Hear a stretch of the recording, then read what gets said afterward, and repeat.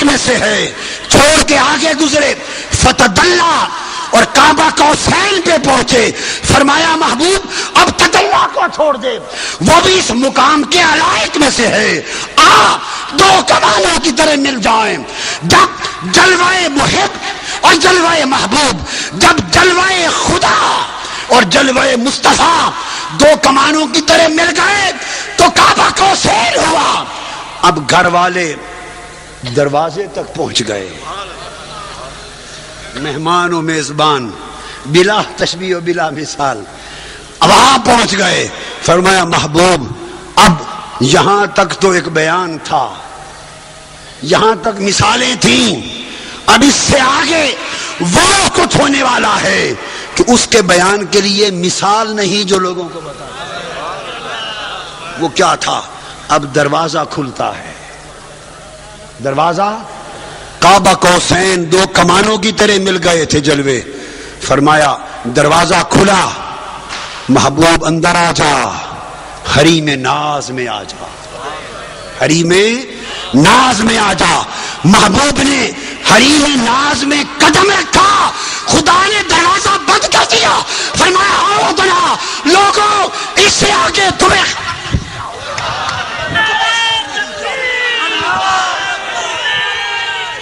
عقائد کی جب بات کی جائے, ان دونوں کی کتابوں کو دیکھا جائے تو شرک کی دعوت سے بھری ہوئی ہے.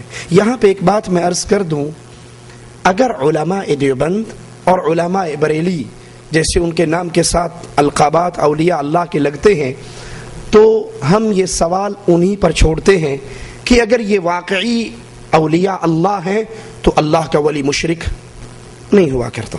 تو پھر یہ جتنی کتابیں آپ کی دکانوں پر, آپ کی مارکیٹوں پر, آپ کے دارالعلوم سے مل رہی ہیں, یہ تم نے ان غریبوں کے نام لکھ کر خود شائع کی ہیں اپنے پیٹ کے دھندے کو چلانے کے لیے. یہ سب علماء اولیاء اللہ تھے اور ان تمام شرکی عقائد سے بری تھے. اور اگر تم کہتے ہو نہیں یہ تھانوی صاحب کی ہے, یہ خان صاحب کی ہے, یہ شیخ صاحب کی ہے, یہ زکریا صاحب, یہ انہی نے لکھی ہے, کنفرم ہمیں یقین ہے, تو اللہ کی قسم کھا کر کہتا ہوں کہ شرک ایسا جرم ہے. تم تو ان بزرگوں کا نام لیتے ہو, عرش والا اپنے نبیوں کا نام لیتا ہے. وَلَوْ أَشْرَكُوا لَحَبِطَ عَنْهُمْ مَا كَانُوا يَعْمَلُونَ. اگر یہ انبیاء شرک کرتے ان کے اعمال بھی برباد کر دیتا. لئن اشرکت لیحبطن عملک. اے نبی اگر آپ سے بھی یہ جرم سرزد ہو جاتا میں آپ کے اعمال بھی برباد کر دیتا. ان باتوں کو پیش کرنے کا مقصد کسی شخصیت پہ فتویٰ لگانا نہیں, کسی کو جہنمی اور دوزخی کہنا مقصد نہیں. مقصد صرف حق کو بیان کرنا ہے. گیند تمہارے کورٹ میں ہے, تمہارے میدان میں ہے. اگر یہ اولیاء اللہ ہیں تو یہ کتابیں ان کی طرف جھوٹ کی نسبت کی گئی ہیں, اور اگر یہ کتابیں انہی کی ہیں تو پھر شرک کا عقیدہ رکھنے والا کبھی اللہ کا ولی نہیں ہو سکتا. شرکی عقائد کے اندر ایک بہت بڑا عقیدہ وحدت الوجود کا عقیدہ ہے, جس کو صوفیاء اور قبر پرست پیش کرتے ہیں کہ اس کائنات میں جو کچھ ہے نعوذ باللہ ثم نعوذ باللہ وہ اللہ عز و جل کا سایہ ہے, عکس ہے, مختلف صورتیں ہیں. ابن عربی نے کہا تھا العبد حق والرب حق, بندہ بھی حق ہے اور اللہ بھی حق ہے. مجھے نہیں پتا شریعت کس کے لیے آئی ہے, اس کے لیے ایک من گھڑت جھوٹی روایت کا سہارا لیتے ہیں. کنت کنزا مخفیا, میں چھپا ہوا خزانہ تھا, میں نے اپنا آپ ظاہر کرنا چاہا, اب کائنات میں جو کچھ ہے وہ میں ہوں. یہ گمراہ ترین اہل شرک کا سب سے گندا عقیدہ وحدت الوجود کا عقیدہ ہے. جب ہم علماء بریلی کی کتابوں کو دیکھتے ہیں تو یہ عقیدہ ہمیں نظر آتا ہے. یہ ہمارے ہاتھ کے اندر ملفوظات احمد رضا خان صاحب بریلوی, جس کا صفحہ نمبر 57, اور یہ کتاب شائع ہوئی ہے لاہور سے, جہلم سے, بک کارنر پبلشرز, مین بازار جہلم. یہاں سائل سوال کرتا ہے احمد رضا خان صاحب سے وحدت الوجود کے کیا معنی ہے. کہا وجود ہستی بذات واجب اللہ تعالیٰ کے لیے ہے, اس کے سوا جتنی موجودات ہیں سب اسی کی ہیں, اس کی ذل ہے, اس کی پرتو ہے. حقیقتاً دنیا میں وجود ایک ہی ہے اور باقی جو کچھ ہے وہ نعوذ باللہ اللہ کا سایہ ہے, اللہ کی مختلف شکلیں ہیں. جس کو ڈاکٹر اسرار صاحب بھی یوں بیان کرتے ہوئے کہتے ہیں کہ عقیدہ وحدت الوجود کو تم دماغ کا خلل تو کہہ سکتے ہو, کفر اور شرک نہیں کہہ سکتے. یہ سمجھنے کی بات ہے، تمہاری سمجھ میں نہیں آتی تو نہ سمجھو، لیکن اس عقیدے کو کفر اور شرک نہیں کہہ سکتے۔ اور اس عقیدے کے مطابق کائنات میں جو کچھ ہے، وہ انسان ہو، وہ جانور ہو، وہ درندے ہو، وہ پرندے ہو، وہ ساری کی ساری نعوذ باللہ اللہ ہی کی مختلف شکلیں ہیں۔ تعالی اللہ عما یقول۔ دوسری جگہ پہ اسی دیوان محمدی کتاب کے اندر لکھنے والے خواجہ محمد یار فریدی، وہ اس کے صفحہ نمبر 151 پر اس وحدت الوجود کے عقیدے کو پیش کرتے ہیں، سنیے۔ کہتے ہیں بجاتے تھے جو انی عبدہ کی بنسری ہر دم، رسول اللہ صلی اللہ علیہ وسلم ہر دم کیا کہا کرتے تھے؟ انی عبدہ، میں اللہ کا بندہ ہوں۔ مجھے ایسے نہ بڑھانا جیسے عیسائیوں نے عیسیٰ کو جو اللہ کا بندہ تھا اللہ کا بیٹا قرار دے دیا۔ میں اللہ کا بندہ ہوں، تم مجھے اللہ کا بندہ کہنا، یہ نبی کا حکم ہے۔ اور یہاں حضرت کہہ رہے ہیں دیوان محمدی میں عبد النبی خواجہ محمد یار فریدی بجاتے تھے جو انی عبدہ کی بنسری ہر دم، خدا کے عرش پہ انی ان اللہ بن کر نکلیں گے، لا حول ولا قوت الا باللہ۔ جب قیامت کے دن دیدار ہوگا مالک کا، عرش سے پردے ہٹیں گے تو وہاں پہ اللہ نہیں ہوگا بلکہ محمد صلی اللہ علیہ وسلم یہ آواز لگائیں گے انی ان اللہ، وہی جو مستوی عرش کا خدا ہو کر اتر پڑا مدینے میں مصطفیٰ ہو کر۔ یہ وحدت الوجود کا عقیدہ تفصیل سے آپ اس کا جانتے ہیں، علماء سے سنتے ہیں کہ یہ کفر کا عقیدہ ہے اور یہ بدترین شرکی عقیدہ ہے۔ ہدائی کے بخشش حضرت اعلیٰ حضرت کی کتاب، اس کا صفحہ نمبر 112 پر بھی اسی عقیدے کو بیان کرتے ہیں حضرت، وحدت الوجود کے عقیدے کو، اور اس کی دعوت عام کرتے ہیں اپنے سب لوگوں کے سامنے۔ کہتے ہیں اٹھا دو پردہ، نبی سے مخاطب ہیں، نعت لکھی ہے، لکھنے والے احمد رضا خاں بریلوی، رضوی کتاب گھر، جامع مسجد دہلی مٹیا محل۔ اٹھا دو پردہ دکھا دو جلوہ، اٹھا دو پردہ دکھا دو چہرہ کہ نور باری حجاب میں ہے۔ اے اللہ کے نبی صلی اللہ علیہ وسلم اپنے چہرے کا پردہ ہٹا دیجئے، آپ اس دنیا میں اللہ کا نور بن کر آئے ہیں اور اللہ کے نور نے آپ کی صورت میں صرف ایک چادر پہن رکھی ہے، ایک چولا پہن رکھا ہے۔ بیٹے دی گال نہ کرمائی، مینو الف دی سمجھ نہیں آئی، میم دا برخا پا کے احد احمد دے وچ اتر آئی۔ مجھے بیٹے نہ پڑھاؤ، میں نے الف نہیں پڑھا، جس کو تم احمد احمد کہتے ہو یہ میم کا برخہ اللہ نے خود پہنا اور وہ احد تھا، یہ برخہ پہن کے احمد بن کے ہمارے سامنے آ گیا۔ اسی طرح رسائل نعیمیہ کے اندر بھی یہی عقیدہ حضرت بیان فرماتے ہیں۔ یہ ہمارے ہاتھ میں رسائل نعیمیہ ہے، اس کا صفحہ نمبر 6 ہے، 6 صفحہ نمبر پر اسی عقیدے کو پیش کرتے ہوئے کہتے نور حق جلوہ نما تھا مجھے معلوم نہ تھا، نور حق یعنی اللہ کا نور، نور حق جلوہ نما تھا مجھے معلوم نہ تھا، شکل انسان میں چھپا تھا مجھے معلوم نہ تھا کہ اللہ کا نور انسانی شکل کے اندر دنیا کے اندر آیا، مجھے معلوم نہ تھا۔ چاند اشارے سے پھٹا، حکم سے سورج لوٹا، مظہر ذات خدا تھا مجھے معلوم نہ تھا کہ محمد صلی اللہ علیہ وسلم اللہ کے مظہر کی صورت میں اس دنیا پہ آئے۔ یہ وحدت الوجود کا عقیدہ ہے جو علماء بریلی کا عقیدہ ہے اور ڈنکے کی چوٹ پر وہ اپنی کتابوں میں لکھتے ہیں۔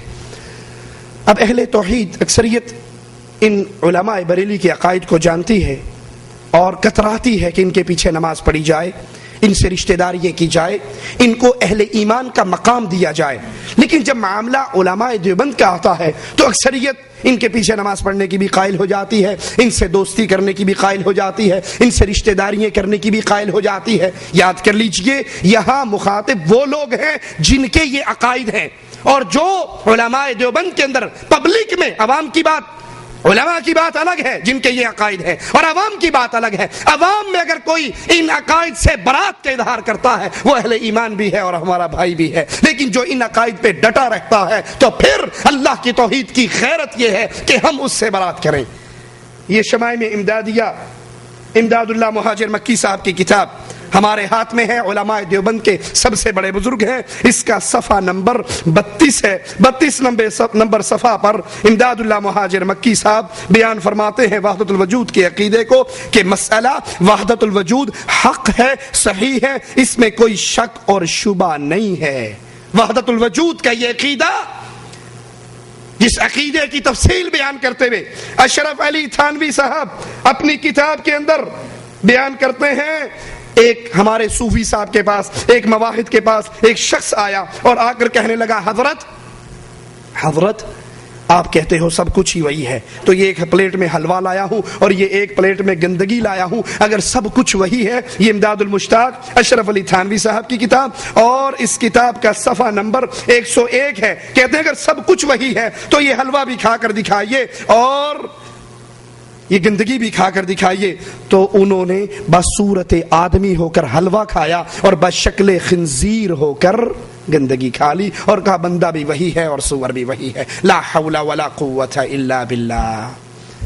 یہی عقیدہ امداد اللہ مہاجر مکی صاحب بیان کرتے ہیں اور یہی عقیدہ مولانا زکریا صاحب فضائل درود صفحہ نمبر 133 ہے، اس صفحہ نمبر 133 پر فضائل درود کے حضرت زکریا صاحب بیان کرتے ہوئے فرماتے ہیں، ذرا غور کیجئے، رہا جمال پہ تیرے، احمد رضا خان صاحب نے بھی یہی شعر پڑھا تھا اور یہاں بھی شعر بالکل الفاظ بھی ملتے ہیں، رہا جمال پہ تیرے حجاب بشریت نہ جانا کون ہے کچھ بھی کسی نے جز ستار، اللہ کے علاوہ تجھے کوئی نہ پہچان سکا، تو بشریت کی چادر پہن کر اس دنیا میں آیا لیکن حقیقت میں تو کیا تھا اس کا علم ایک اللہ کے علاوہ اور کسی کو نہیں تھا۔ یہ اشرف علی تھانوی صاحب کی ایک اور کتاب منصور حلاج کی سیرت پہ انہوں نے لکھی، جس کے صفحہ 3 پر منصور حلاج کی تعریف کرتے ہوئے فرماتے ہیں کہ اگر حکیم الامت تھانوی صاحب نے انہی تحقیقات پہ نظر ڈالی تو کہا حسین ابن منصور کی آزمائش امت مسلمہ کے عظیم محسن امام احمد بن حنبل کی آزمائش کے برابر ہے، یہ دونوں ایک پلے کے امام تھے، لا حول ولا قوت الا باللہ۔ احمد ابن حنبل مواحدوں کے امام جو نبی کی ایک حدیث کے خلاف فتویٰ نہیں دیتے، 3 بادشاہ ان پر ظلم کی چکی چلاتے ہیں، وہ پس جاتے ہیں اس میں۔ چچا آتا ہے کہتا ہے بھتیجے میں جانتا ہوں تو اپنے عقیدے کو اپنے دل میں چھپا لے اور کہہ دے جو بادشاہ نے کہا ہے۔ امام احمد ابن حنبل اللہ ان کو کروٹ جنت الفردوس عطا فرمائے، ان کی قبر کو رحمتوں سے بھر دے، وہ مواحدوں کے امام، اہل سنت کے امام، اہل حدیث کے امام۔ کہا چچا اگر ماجرا میری ذات کا ہوتا میں کہہ دیتا جو بادشاہ نے کہا ہے۔ چچا اس جیل خانے کے باہر ساری دنیا اسی انتظار میں ہے جو احمد کی زبان سے نکلے گا وہ محمد کا فرمان ہوگا صلی اللہ علیہ وسلم۔ میں اپنی جان بچانے کے لیے نبی کی حدیث کے خلاف فتویٰ کیسے دے دوں؟ یہ مار کے میرے جسم سے گوشت اور ہڈی الگ کر سکتے ہیں لیکن احمد کی زبان سے فرمان محمد کے خلاف فتویٰ نہیں نکلوا سکتے۔ یہ احمد ابن حنبل اور یہ منصور حلاج جس زندیق نے کہا تھا انا الحق، میں اللہ ہوں، لا حول ولا قوت الا باللہ، میرے اندر اللہ حلول کر چکا ہے۔ اشرف علی تھانوی صاحب ان دونوں کو کہتے ہیں یہ دونوں ایک ہی پائے کے آدمی تھے، ان دونوں کا مقام برابر تھا۔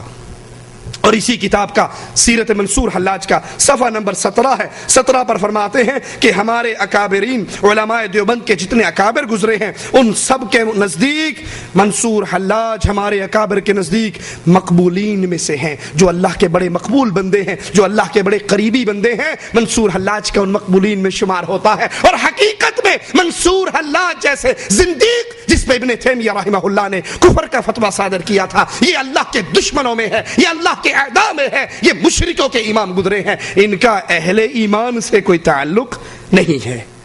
اللہ عز و جل جیسے اپنی ذات میں یکتا ہے اپنی صفات میں بھی یکتا ہے، غیر اللہ میں اللہ کی صفات نہیں آ سکتی، لیس کمثلہ شیء، اس کی تو کوئی مثال ہی نہیں ہے، وہ اپنی ذات و صفات میں یکتا ہے، اکیلا ہے۔ لیکن بریلوی علماء اس صفات کے عقائد پر کیا عقیدہ رکھتے ہیں؟ یہ ہمارے ہاتھ میں فتاوی افریقیہ ہے، اس کا صفحہ نمبر 116 ہے، 116 صفحہ پر وہ فرماتے ہیں حضور پر نور سیدنا غوث اعظم رضی اللہ عنہ، حضور اقدس و انور سید عالم صلی اللہ علیہ وسلم کے وارث کامل و نائب تام و آئینہ ذات ہیں۔ حضور پر نور یعنی اللہ کے نبی مع اپنی جمیع صفات جمال و جلال و کمال و افضال کے ان کے اندر ظاہر ہیں، ان کے متجلی ہیں، جس طرح ذات عزت اللہ تعالی کی ذات مع جملہ صفات جلالت آئینہ محمدی میں ظاہر ہے۔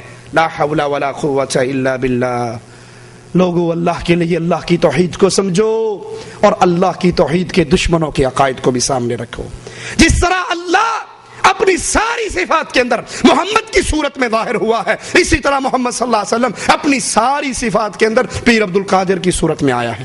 حالانکہ اللہ اپنی صفات میں اکیلا، اس کی صفت کسی بندے میں نہیں آ سکتی، وہ کسی میں حلول نہیں کرتا، کوئی اللہ کے اندر فنا نہیں ہوتا۔